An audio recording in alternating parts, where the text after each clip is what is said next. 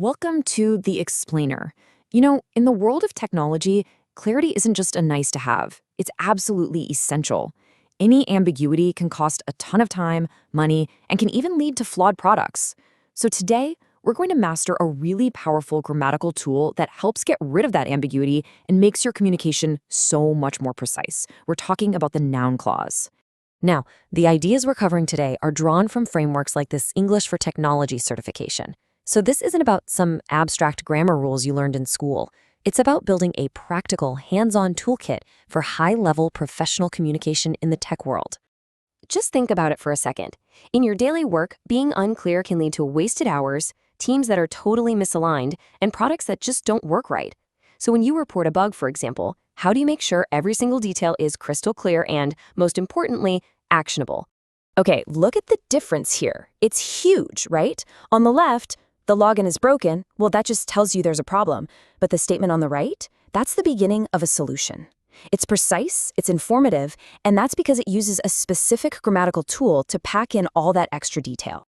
And that tool is the noun clause. It's like the secret ingredient that transforms these simple, vague statements into detailed, professional explanations. And today, we are going to master it together. So, here's our game plan. We'll start with the basics, what a noun clause actually is. Then, we'll dive into how they handle questions and options, see how they help you report information accurately, and even explore some advanced structures. And finally, we'll put it all together into your new and improved communication toolkit. All right, first things first. What exactly is a noun clause? Getting this down is the foundation for everything else we're going to cover. To put it simply, a noun clause is just a group of words that has its own subject and verb, but the whole group works together to act like a single noun in your sentence. You can think of it as a little mini sentence that's doing the job of a noun.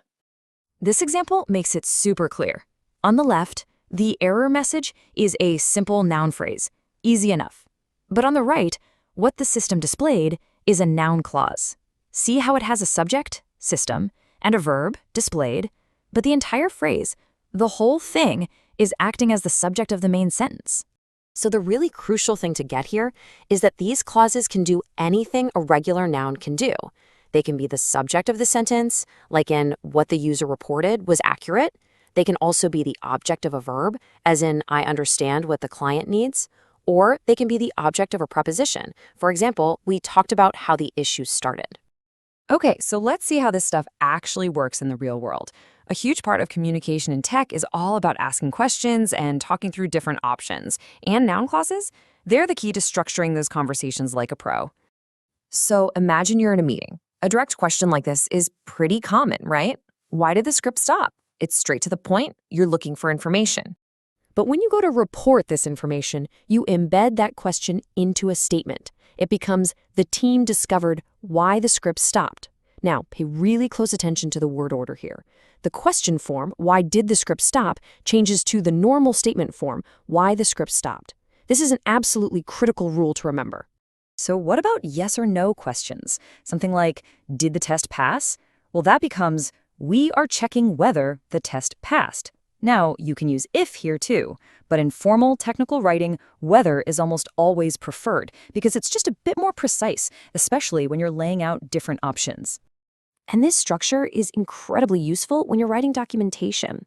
Instead of using a full clause, you can just use a question word followed by an infinitive, and boom, you have super concise instructions.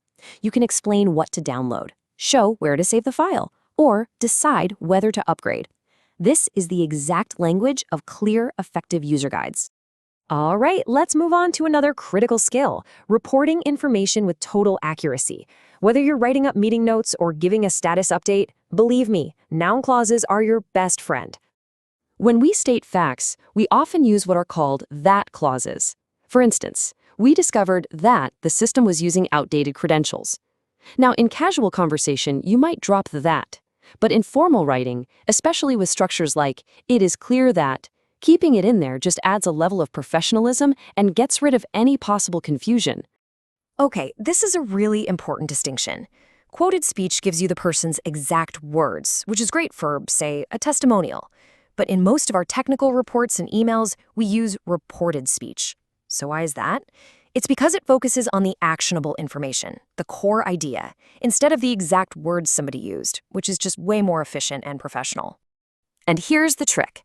When you report what someone said, the verb tense usually takes one little step back in time. As you can see in the table, it creates a very predictable pattern.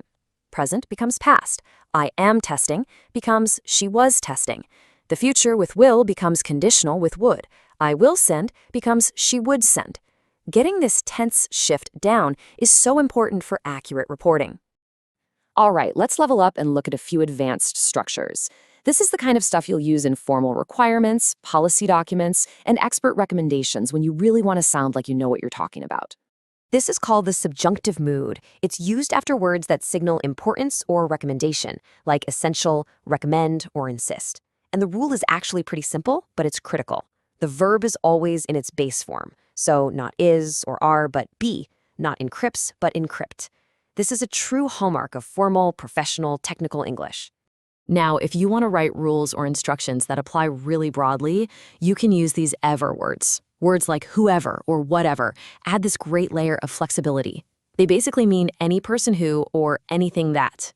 This is the language of scalable policies and general guidance. So we have covered a lot of ground.